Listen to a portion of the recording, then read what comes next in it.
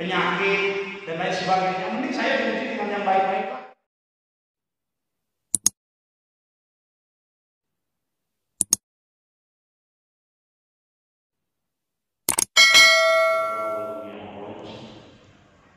Itu terdiri dari dua kata, Isra dan Mi'raj. Kedua-duanya merupakan bahasa Arab yang memiliki arti yang berbeda. Isra secara istilah itu diartikan dengan hiya ar-rahilatu bin nabi minal masjidil haram di Makkahil Mukarramah ila masjidil aqsa di Palestina lain. Bahwa yang namanya Isra itu perjalanannya Nabi Muhammad di malam hari dari Masjidil Haram yang ada di kota Mekah sampai ke Masjidil Aqsa yang ada di Palestina. Sementara kalimat Mi'raj atau kata Mi'raj itu diartikan secara istilah hiya ar-rahilatu at-tabi'at rahilat al-Isra minal masjidil aqsa ila tabaqatis samawati wal-ardh. Bahwa yang disebut dengan Mi'raj itu adalah perjalanan yang dilakukan setelah Isra dari Masjidil Aqsa sampai ke langit 7 bahkan ke Siratul Muntaha. Jadi Isra Mi'raj itu kalau digabungkan pengertiannya adalah perjalanan Nabi Muhammad di malam hari dari Masjidil Haram ke Masjidil Aqsa, kemudian dilanjutkan perjalanan itu menuju langit 1 sampai 7 bahkan ke Sidratul Muntaha, munajat kepada Allah Subhanahu wa Ta'ala. Jadi dalam perjalanan ini Rasulullah Shallallahu Alaihi Wasallam menempuh jarak yang jauhnya tiada tahu, yang jauhnya tidak bisa diukur. Dan itu terjadi di zaman di mana kecanggihan teknologi transportasi belum ada.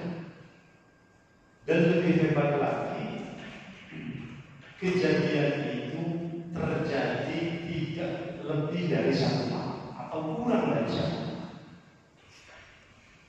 Sehingga kejadian ini dari dulu sampai sekarang dikatakan sebagai sebuah peristiwa yang sangat ajaib, yang super ajaib.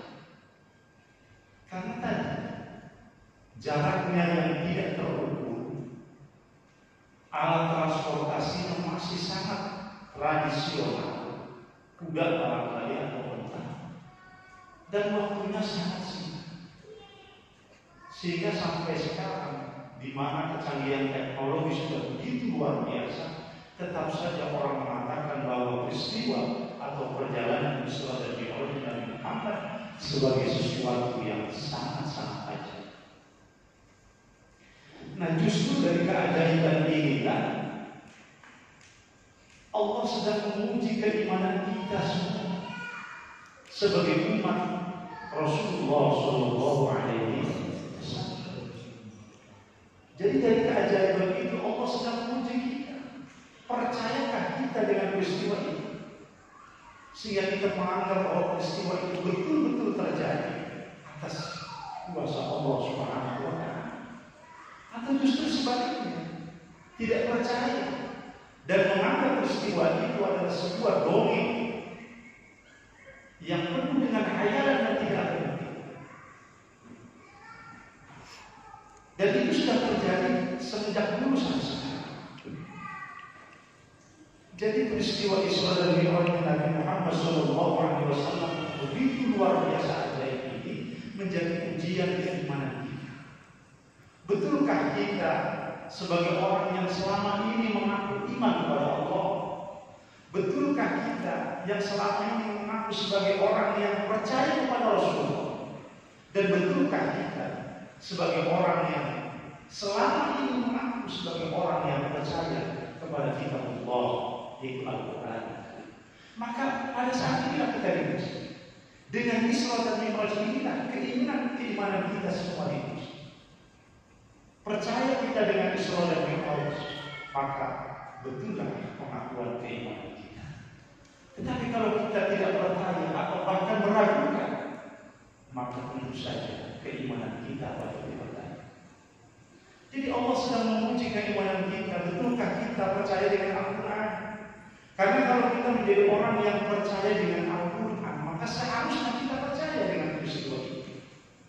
Sekalipun mungkin akal kita sangat susah untuk dapat menerima secara logika bahwa peristiwa itu betul-betul terjadi. Tetapi bagi orang yang betul-betul percaya dengan Al-Quran sebagai kitabullah, sebagai kalamullah, sebagai kitab yang di dalamnya tidak ada kebohongan, bahkan keraguan sama sekali. Dzalikal kitabul la raiba fihi. Kitab itu Al-Quran, tidak ada keraguan sedikit pun di dalamnya, apalagi kebohongan.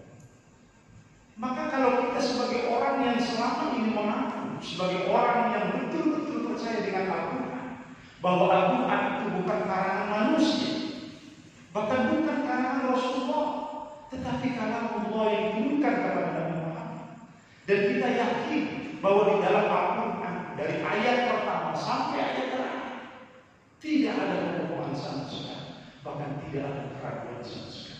Maka kalau kita percaya kepada Al-Quran sedemikian rupa, harusnya kita percaya dengan kebenaran peristiwa Isra dan Mi'raj baginda Nabi Muhammad SAW. Kenapa? Karena peristiwa ini diabadikan oleh Allah di dalam salah satu ayatnya dalam surah Al-Isra, yaitu ayat pertama. Seperti yang sudah saya bacakan. A'udzu billahi minasyaitonir rajim. Bismillahirrahmanirrahim. Subhanalladzi asra bi'abdihi laylan minal masjidil haram ilal masjidil aqsa alladzi barakna 'alahu linuriyahu min ayatina innahu huwas sami'ul basir. Jelas dalam ayat pertama surat Al-Isra dijelaskan bahwa dulu Allah telah mengisrakan seorang hambanya yang bernama Muhammad Rasulullah SAW. Maka kalau orang tidak percaya dengan kebenaran peristiwa Isra yang sudah jelas-jelas disampaikan di dalam Al-Quran surah Al-Isra ayat pertama, maka sama saja dia tidak percaya dengan Al-Quran, karena tidak mempercayai salah satu habar dari surah yang ada di dalam Al-Quran itu sendiri. Jadi kalau kita memang benar-benar sebagai orang yang percaya dengan kitabullah sebagai kalamullah yang di dalamnya tidak ada keraguan sama sekali, maka kita harus menjadi orang yang percaya dengan kebenaran dalam peristiwa Isra dan Mi'raj. Kemudian peristiwa Isra keajaiban peristiwa Isra dan Mi'raj ini juga menguji keimanan kita kepada Rasulullah SAW. Kalau kita selama ini kita percaya kepada Rasulullah bahwa beliau adalah orang yang telah dipilih oleh Allah sebagai utusannya di muka bumi, sebagai Rasul yang terakhir, utusan bagi kita semua sebagai umat Muhammad, maka kita pun harus percaya dengan peristiwa ini. Karena peristiwa ini selain diabadikan di dalam Al-Quran, juga dijelaskan oleh Rasulullah, sebagaimana yang dijelaskan dalam hadis Bukhari Muslim. Di sana dijelaskan bahwa setelah Rasulullah pulang dari perjalanan Isra dan Mi'raj, beliau menyampaikan peristiwa itu kepada orang-orang. Jadi kalau kita memang percaya kepada Rasul, maka kita harus percaya dengan peristiwa itu. Sekalipun akal kita sangat-sangat sulit dan sangat tidak mudah untuk dapat memahami peristiwa yang sangat luar biasa. Karena bagi orang yang beriman tidak lagi melihat bagaimana peristiwa itu terjadi, tetapi siapa yang menyampaikan peristiwa itu terjadi. Seperti dulu yang telah dibuktikan atau dicontohkan oleh sahabat beliau yang bernama sahabat Abu Bakar Siddiq radhiyallahu anhu. Ketika orang-orang kafir Quraisy melaporkan kepada sahabat Abu Bakar Siddiq, "Hai Abu Bakar, tahukah kamu sahabat kamu yang bernama Muhammad baru saja bercerita kepada kami bahwa dia baru saja melakukan perjalanan Isra dari Masjidil Haram ke Masjidil Aqsa, bahkan di masih atas Nabi. Tidak lebih dari 1 tahun. Apakah kamu percaya dengan pengumuman ini?" Kata Abu Bakar Siddiq, "Saya percaya. Kalau itu memang betul-betul yang menyampaikan adalah Muhammad Rasulullah SAW." Kemudian orang musyrikin Mekah bertanya, "Bagaimana kamu percaya dengan cerita yang begitu mustahil?" Karena yang menyampaikan itu adalah Muhammad, orang yang belum pernah berbohong sama sekali. Jadi sahabat Abu Bakar Siddiq mempercayai peristiwa Isra dan Mi'raj dengan berlandaskan kejujuran Rasulullah sebagai pribadi yang tidak pernah berbohong dalam bicara. Nah, seharusnya kita pun sebagai umat Rasulullah SAW di dalam meyakini kebenaran peristiwa ini, kita tidak usah pusing-pusing memikirkan bagaimana caranya, logikanya seperti apa. Tidak usah. Kita cukup bahwa itu disampaikan oleh Rasulullah, maka kita sudah harus percaya. Karena kita yakin bahwa Rasulullah adalah manusia yang telah dipilih Allah, yang tidak pernah berbohong. Karena Rasul itu memiliki sifat wajib yang namanya syirik, di mana perkataannya selalu benar. Oleh karenanya, pantas kalau orang yang percaya dengan utusan Allah, yang beriman kepada Rasulullah, kemudian diuji dengan kebenaran peristiwa. Kalau dia termasuk orang yang percaya dengan kebenaran peristiwa ini, maka pengakuannya sebagai orang yang percaya kepada Rasul adalah benar. Tetapi kalau orang mengaku percaya kepada Rasul, tetapi dia meragukan kebenaran dari sejarah Isra dan Mi'raj ini, maka keimanannya kepada Rasul perlu dipertanyakan. Sebab Rasul telah menyampaikan dengan jelas bahwa beliau secara sungguh-sungguh telah di-Isra dan Mi'rajkan oleh Allah Subhanahu wa Ta'ala. Kemudian keajaiban Isra dan Mi'raj ini, hadirin sekalian yang dimuliakan Allah, juga menguji keimanan kita kepada Allah Subhanahu wa Ta'ala. Selama ini kita mengaku sebagai orang yang beriman kepada Allah.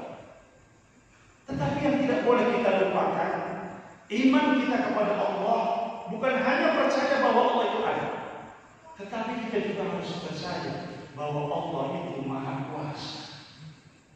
Maka ketika kita percaya kepada Allah sebagai Tuhan yang wujud dan Maha Kuasa, maka seharusnya kita juga percaya dengan kebenaran peristiwa Isra dan Mi'raj Rasulullah SAW.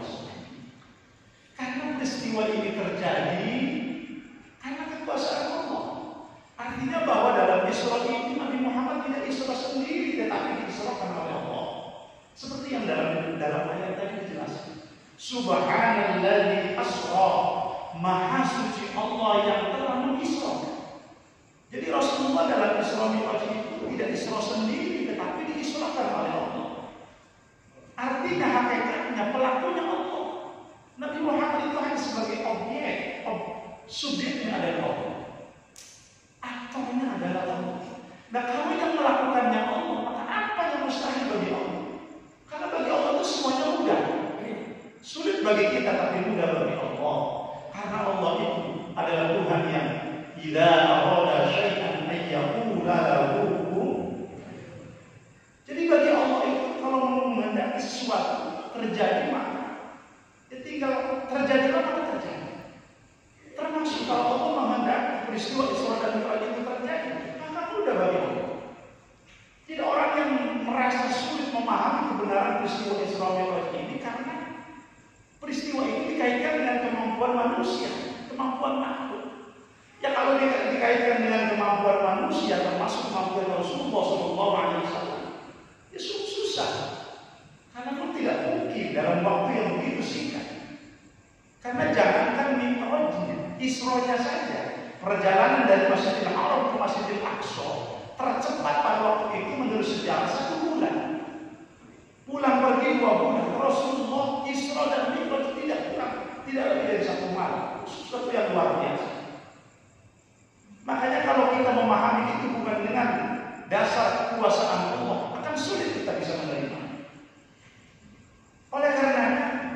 sekali lagi bahwa ini adalah ujian keimanan kita kepada Allah.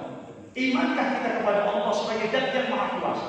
Kalau kita iman atas kekuasaan Allah, maka kita harusnya meyakini dengan seyakin-yakinnya bahwa peristiwa Isra dan Mi'raj itu betul-betul terjadi, karena itu dilakukan oleh Allah Subhanahu wa Ta'ala. Ya cuma sayangnya kita sebagai manusia, apalagi orang-orang yang tidak beriman, selalu saja menyamakan kemampuan Allah, kemahakuasaan Allah dengan kemampuan manusia.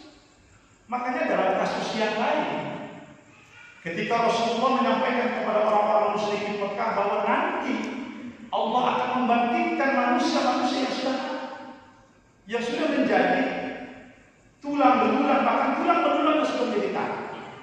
Mereka meragukan itu. Kenapa? Karena mereka selalu menyamakan kekuasaan Allah, kemahakuasaan Allah dengan kemampuan manusia. Sehingga mereka mengatakan, "Idza kunna 'idhaman wa rufatan ahinna lamab'uts." Apakah ketika kami sudah menjadi tulang belulang, sudah hancur menjadi tanah, kemudian kami dibangkitkan? Mana mungkin, kata mereka. Karena mereka selalu berpikir bahwa itu yang melakukannya makhluk, manusia, bukan Tuhan yang Maha Kuasa. Akhirnya Allah pun menjawab, "Qul kunu hijaratan aw hadida." Kata Allah, "Hai orang-orang musyrikin Mekah, jangankan hanya menjadi tulang belulang, jangankan hanya baru menjadi tanah, jadilah kamu batu dan jadilah kamu besi, maka akan aku bangkitkan," kata Allah Subhanahu wa Ta'ala. Dan itu mudah bagi Allah. Jadi termasuk dalam peristiwa Isra dan Mi'raj ini, kenapa dulu sampai sekarang banyak orang yang tidak beriman, tidak mempercayai kebenaran daripada peristiwa Isra dan Mi'raj ini, sehingga mereka menganggapnya sebuah dongeng yang penuh dengan khayal yang tidak ada bukti. Karena mereka selalu menyamakan kemahakuasaan Allah dengan kemampuan manusia. Tentunya kita sebagai orang yang beriman, kita tidak boleh seperti ini. Kita sebagai orang yang mengaku beriman kepada Allah, beriman kepada Rasulullah, beriman kepada kitab Allah, maka sesulit apapun akal kita memahami secara logika manusia kebenaran atau rasionalitas dari peristiwa ini, maka kita harus percaya, karena kita adalah orang yang percaya kepada Allah, kita orang yang percaya kepada Rasulullah, dan kita adalah orang yang percaya kepada kitab. Oleh karenanya, dalam memahami peristiwa Isra dan Mi'raj ini, seharusnya kita jangan hanya menggunakan logika manusia, tetapi gunakanlah logika keimanan kepada Allah. Jadi hadirin yang dimuliakan Allah, sekali lagi bahwa keajaiban peristiwa Isra dan Mi'raj ini merupakan ujian keimanan yang Allah berikan kepada kita. Dan Allah menguji keimanan kita bukan hanya dengan Isra dan Mi'raj. Ada banyak ujian-ujian yang Allah berikan kepada kita, menguji keimanan kita. Apakah benar kita itu iman kepada Allah, atau hanya omongnya saja? Karena banyak orang yang mengaku iman hanya mulutnya saja, tetapi hatinya mereka tidak beriman sebenarnya. Sehingga begitu mereka diberi ujian oleh Allah, ya, kelihatan hasil. Oleh karenanya Allah mengingatkan kepada orang-orang yang beriman, "Ahasiban nasu an yutraku ay yaqulu amanna wa hum la yuftanun." Apakah manusia menyangka ketika mereka sudah mengatakan saya beriman, mereka tidak akan diuji? Tidak. Walaqad fatanna alladziina min qablihim fala ya'lamanna Allahu alladziina shadaqu wa ya'lamanna al-kadhibin. Jadi jangan menyangka ketika kita sudah beriman, atau bahkan kita sudah menjadi orang yang taat, berjamaahnya rajin, sedekahnya banyak, ngajinya tiap malam, bukan hanya tiap malam minggu, kemudian Allah tidak memberikan ujian kepada kita. Tidak. Allah akan selalu menguji keimanan kita, karena Allah ingin tahu kualitas keimanan kita. Karena iman itu kan adanya dalam hati, bukan di mulut, bukan di verbal, tapi di dalam hati.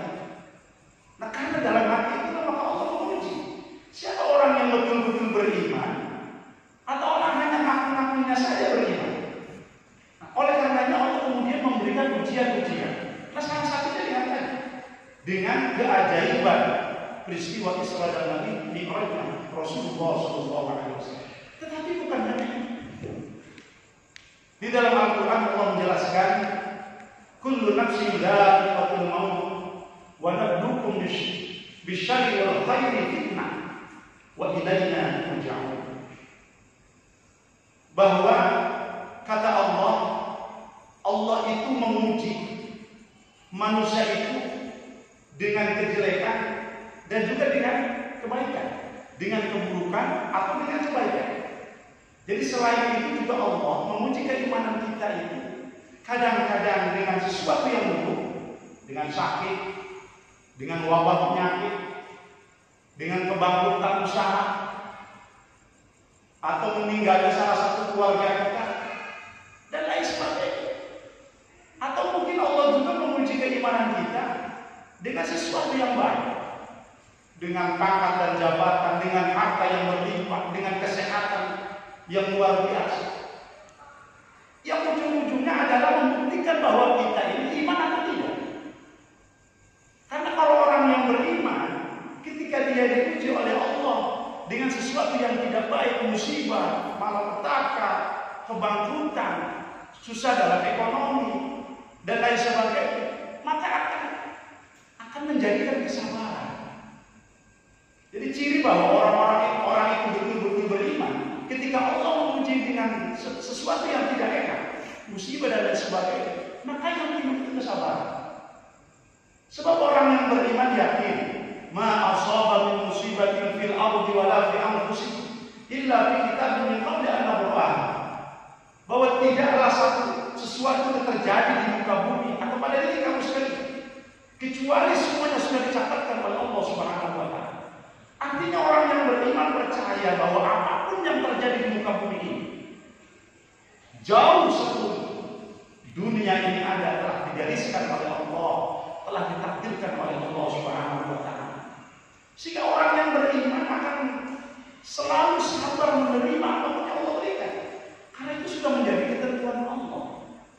Apalagi dalam hadis Rasulullah SAW juga menjelaskan, ma yusibul muslim min nasabin wala wasbin wala hammin wala ghammin wala adha hatta syauqa yushaquha illa kafarallahu min khatayah. Tidaklah menimpa kepada diri seorang muslim, seorang mukmin, sesuatu yang tidak enak, sesuatu yang menyusahkan, memusingkan, bahkan duri yang menancap terhadap dirinya, itu akan menjadi penghapus dosa-dosanya. Oleh karenanya ketika orang yang beriman diuji oleh Allah, dia akan sabar. Karena selain dia yakin bahwa itu sudah menjadi kehendak Allah yang tidak bisa ditolak, dia juga yakin bahwa setiap musibah yang Allah berikan akan menghapus dosa-dosanya. Maka sabarlah yang akan muncul. Tapi kalau orang yang tidak beriman ketika oleh Allah diuji dengan sesuatu yang tidak baik, maka dia akan menjauh dari Allah. Dia akan berontak. Yang tadinya sholat-sholatnya dia berhenti. Yang tadinya gemar sedekah, katanya orang banyak sedekah, jauh dari musibah, musibahnya datang terus, sedekahnya berhenti. Nah itu karena mereka tidak meyakini bahwa segala apa yang terjadi itu adalah sudah menjadi kehendak Allah Subhanahu wa taala. Oleh karenanya kalau orang yang beriman diuji oleh Allah Subhanahu wa taala dengan sesuatu yang tidak enak, maka yang akan timbul adalah kesabaran. Nah, kalau diuji dengan yang baik, maka yang akan lahir adalah syukur kepada Allah.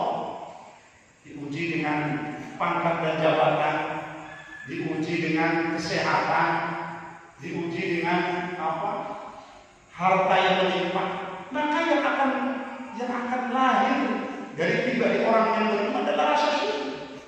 Karena orang yang beriman yakin bahwa segala apapun yang dia miliki, yang dia dapatkan adalah anugerah dari Allah Subhanahu wa taala, bukan semata-mata hasil dari payah, tetapi anugerah dari Allah yang harus disyukuri.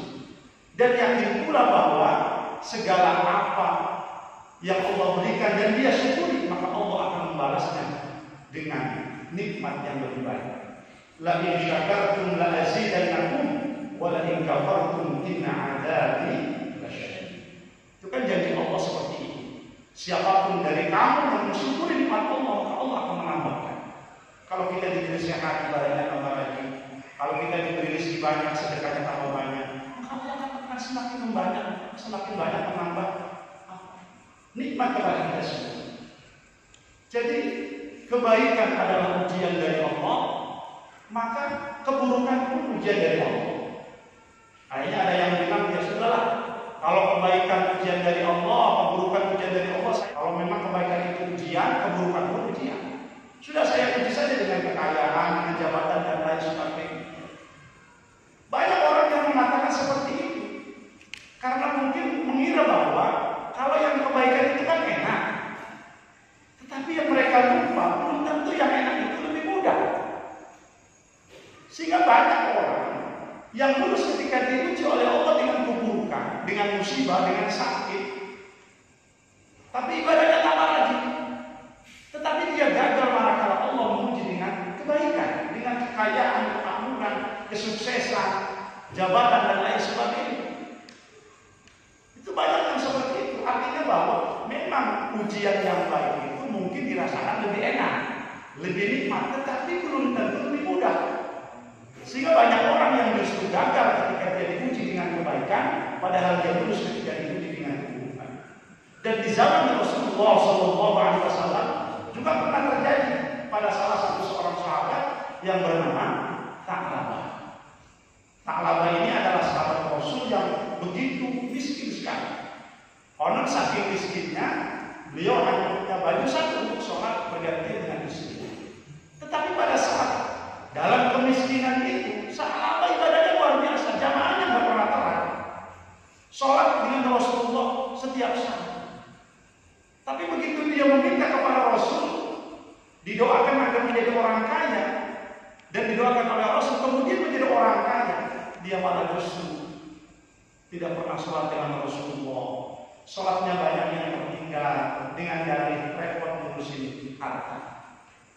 Yang pada akhirnya konon sahabat ini adalah salah satu contoh orang yang naudzubillah su'ul khatimah. Dan diabadikan di dalam Al-Quran bahwa dijelaskan dalam Al-Quran bahwa ada sebagian orang yang meminta anugerah dari Allah dengan janji kalau saya jadi orang kaya, saya akan semakin rajin. Dan itulah yang dilakukan oleh sahabat ketika dinasihati oleh Rasulullah. Ya Rasul, tolong doakan saya biar saya jadi orang kaya. Saya sudah bosan jadi orang miskin, kata sahabat. Kata Rasulullah, ya sahabat, kamu jadi orang miskin dekat kepada Allah. Sholat pun rajin, ibadah pun rajin. Kamu jadi orang kaya belum tentu seperti itu. Kata sahabat, ya Rasul, miskin saja saya segini, apalagi saya sudah kaya. Miskin saja saya dalam kekurangan, ibadah saya rajin, apalagi kalau saya orang kaya. Sahabat begitu. Tetapi apa yang terjadi begitu Allah mengabulkan keinginan sahabat dan menjadi orang yang sukses. Sahabat berdalih tidak punya waktu untuk sholat kepada Allah Subhanahu Wa Taala. Bahkan ketika Rasulullah meminta zakatnya, sahabat pun menolak untuk memberikan zakat. Sehingga sahabat ada kemungkinan dari orang-orang yang akan sholat. Naudzubillah. Jadi jangan mengira bahwa ujian yang baik itu, yang enak-enak itu lebih mudah. Karena memang ya kita saja kadang-kadang kan kita kalau sedang sehat, kan kita jalan nyebut-nyebut nama Allah, ya Allah, ya Allah, baca sholat kan jalan. Tapi ketika kita sakit, kan hampir tiap saat kita menyebut ya Allah, ya Allah, subhanallah. Ketika situasinya aman, kita pun nggak pernah meminta perlindungan, ya Allah jagalah saya, sehatkan saya, kan begitu. Tapi begitu ada wabah seperti ini, kan kita sering meminta kepada Allah, ya Allah lindungi kami, keluarga kami, kan begitu. Hadirin jamaah sekalian yang dimuliakan Allah Subhanahu Wa Taala.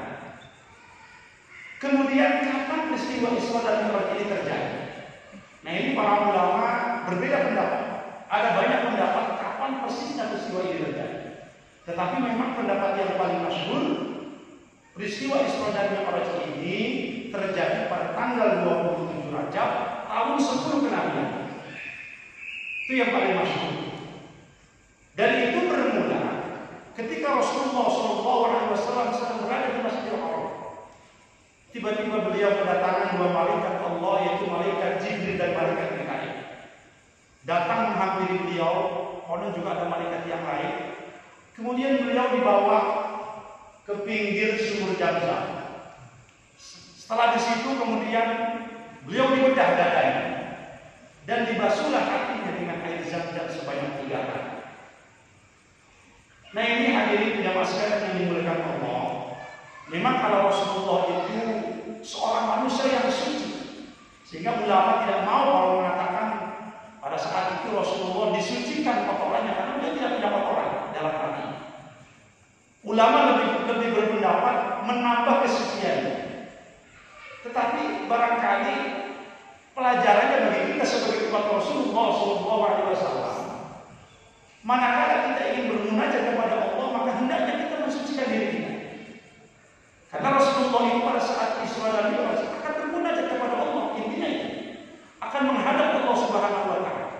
Nah, kalau Rasulullah munajatnya dengan Isra dan Mi'raj, maka kita sebagai umat Rasulullah munajatnya adalah dengan sholat. Oleh karenanya manakala kita akan sholat, kita pun dianjurkan untuk membersihkan diri kita, baik zahir maupun batin, agar sholat kita sah, diterima oleh Allah Subhanahu wa Ta'ala. Bahkan sholat itu bisa memberikan dampak positif dalam perilaku kita sehari-hari. Jadi bukan hanya sholat, tetapi tidak ada pengaruhnya dalam diri kita. Itu jangan sampai seperti itu. Maka agar sholat itu bisa sah, diterima oleh Allah Subhanahu wa Ta'ala, bahkan memberikan dampak positif bagi kehidupan kita, maka sholat itu bukan hanya dilakukan tetapi didirikan. Wa iqamus sholat. Nah itu diawali dengan bersuci.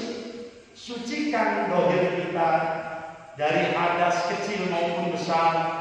Kalau hadas kecil kita sucikan dengan wudu, kalau hadas besar kita sucikan dengan mandi junub. Kemudian kita sucikan juga dari najis.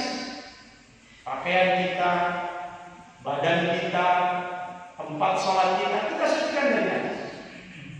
Bukan hanya itu, hati kita pun dibersihkan dari kotoran-kotoran. Agar sholat kita bukan hanya sah tetapi juga diterima. Karena kalau hanya sekedar sah, kalau syarat rukunnya sudah beres, maka itu sudah sah. Tapi yang sah itu belum tentu diterima. Banyak orang yang sholatnya sah tapi tidak diterima oleh Allah Subhanahu wa Ta'ala. Karena yang namanya sah itu yang penting syarat rukun sudah beres. Kalau tadi sudah suci. Tapi kalau diterima tidak cukup hanya itu. Selain kita suci zahirnya, hati kita juga harus suci. Suci dari kesombongan, suci dari ujub, suci dari sifat-sifat riya. Karena kalau kita sholat, syarat rukunnya sudah komplit, sudah baik kita lakukan, baik rukun fi'liyah maupun qauliyah. Tetapi hati kita kotor, penuh dengan riya. Sholat kita ini putih supaya kita dikatai orang yang paling soleh, orang yang paling rajin berjamaah dan lain sebagainya. Maka ketika kita sholat yang syarat rukunnya sudah oke, sudah sah, tetapi hati kita masih kotor, penuh dengan sifat riya, maka sholat kita tidak akan diterima oleh Allah Subhanahu wa Ta'ala. Sebab ibadahnya orang yang riya itu, kata Allah di dalam Al-Quran dijelaskan, kama sofwan yang alaihi turabun fa asaba wabil fatarakahu shalban. Jadi seperti batu yang kemudian diletakkan di situ debu dan terhempas oleh air hujan yang besar, maka tidak ada yang tersisa sama sekali.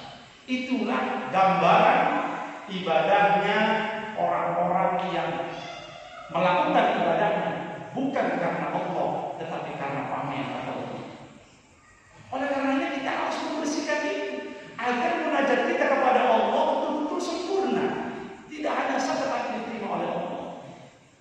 Bahkan masih lebih tinggi lagi, bukan hanya diterima tetapi juga punya pengaruh dalam kehidupan sehari-hari. Karena sebenarnya sholat itu sebuah instrumen yang Allah berikan kepada kita dalam rangka memperbaiki perilaku kita sebagai umat Islam. Oleh karenanya, selain juga kita membersihkan zahir kita dari najis, dari hadas, membersihkan batin kita dari sombong, dari ujub, dari riya, juga kita membersihkan hati kita dari pikiran-pikiran duniawi, agar sholat kita menjadi khusyuk,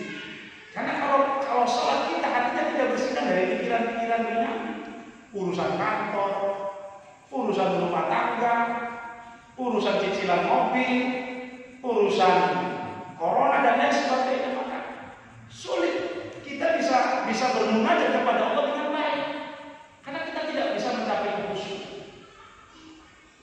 Dan itu tidak mudah. Jadi kita mengosongkan hati kita bahwa sholat kita itu hanya semata-mata hati kita untuk Allah itu susah. Padahal pada saat sholat kita kan sudah berikrar kepada Allah. Inni wajjahtu wajhiya lilladzi fataras samawati. Sesungguhnya aku menghadapkan jiwa dan raga. Jadi sebenarnya wajah itu bukan hanya wajah. Kalau hanya wajah mudah. Kalau sholat hanya menghadapkan wajahnya kepada Allah mudah. Jadi sebenarnya bukan hanya wajah tetapi jiwa dan raga. Kenapa yang disebutkan wajah? Karena wajah itu mewakili. Jadi kalau kita ingin menganalisa seseorang, cukup kita lihat wajahnya saja. Sekalipun tangannya nggak kelihatan, kakinya nggak kelihatan, begitu sudah kelihatan wajahnya, kita kan mudah. Oh, si A, si B, si Fulan, kan begitu. Tapi kalau kita nggak bisa lihat wajahnya, walaupun tangannya nggak kelihatan, sekujur tubuhnya kelihatan, wajahnya nggak kelihatan, kita bisa mengenali. Makanya wajah itu menjadi mewakili semuanya. Seperti ini. Bisa. Jadi kembali lagi bahwa yang namanya Isra dan Mi'raj ini merupakan ujian dari Allah Subhanahu wa taala atas keimanan kita. Sehingga bagi kita orang yang beriman, haruskah kita percaya dengan seyakin-yakin bahwa peristiwa Isra dan Mi'raj itu betul-betul terjadi. Karena dijelaskan di dalam Al-Qur'an, disampaikan oleh Rasulullah SAW, dan itu terjadi karena memang kemahakuasaan Allah Subhanahu wa taala.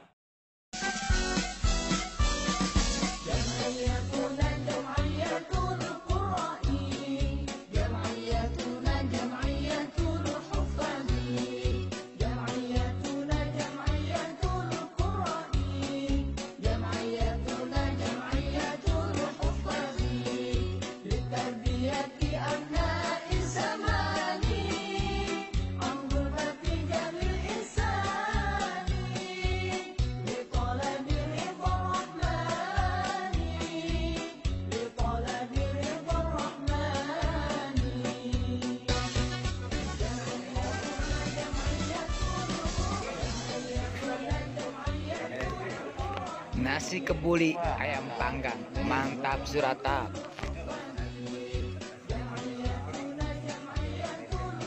Hei, mantap. Mantap. Ya, mantap.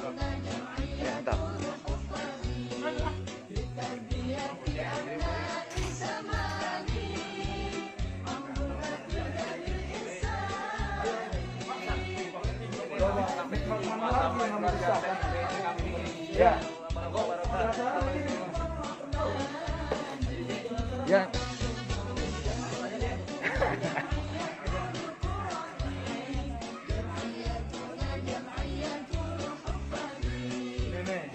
Ini modernnya rumah takfir.